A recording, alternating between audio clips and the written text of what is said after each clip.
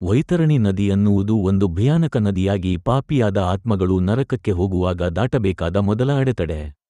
ಇದು ಭಗವಾನ್ ಯಮಧರ್ಮರಾಜನ ರಾಜ್ಯದ ಗಡಿಯಲ್ಲಿ ಹರಿಯುವ ನದಿಯಾಗಿ ವಿವರಣೆಗೊಂಡಿದೆ.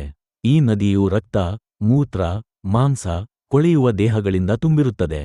ಪಾಪಿಗಳಿಗಾಗಿ ಅದು ಹೊಳಪು ಇಲ್ಲದ, ದುರ್ಗಂಧ ಉಸಿರಾಟವು ತಡೆಯುವಂತದ್ದು. ಪಾಪಾತ್ಮರು ಈ ನದಿಯನ್ನು ದಾಟಲು ಯತ್ನಿಸಿದಾಗ ದೇಹವನ್ನು ತಿನ್ನುವ ಪಿಶಾಚಿಗಳು, ಕೀಟಗಳು, ನಕೂಳಿಗಳು ಅವರನ್ನು ಕಚ್ಚುತ್ತಾ ಕುಟುಕುತ್ತಾ ತಿನ್ನುತ್ತವೆ. ಜಗತ್ತಿನಲ್ಲಿ ಸದಾಚಾರ, ಸತ್ಪ್ರವೃತ್ತಿ, ಧರ್ಮಕಾರ್ಯ, ದಾನ, ಜಪ ತಪಸ್ಸುಗಳನ್ನು ಮಾಡಿದವರು ಈ ನದಿಯನ್ನು ತಕ್ಷಣವೇ ದಾಟಬಹುದು. ಗರುಡ ಪುರಾಣದಲ್ಲಿ ಸುಮಾರು 28 ನರಕಗಳು ವಿವರಿಸಲ್ಪಟ್ಟಿವೆ. ಪಾಪಿಯು ಮಾಡಿದ ಪಾಪಕ್ಕೆ ಅನುಗುಣವಾಗಿ ಯಮದೂತರು ಅವರನ್ನು ಆಯಾ ನರಕಕ್ಕೆ ಎಸೆಯುತ್ತಾರೆ.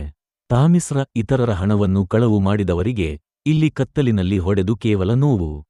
ಅಂಧತಾಮಿಸ್ರ ಇತರರನ್ನು ಮೋಸಗೊಳಿಸಿದವರಿಗೆ ದೇಹವಿಲ್ಲದಂತೆ ನೋವು ಅನುಭವ.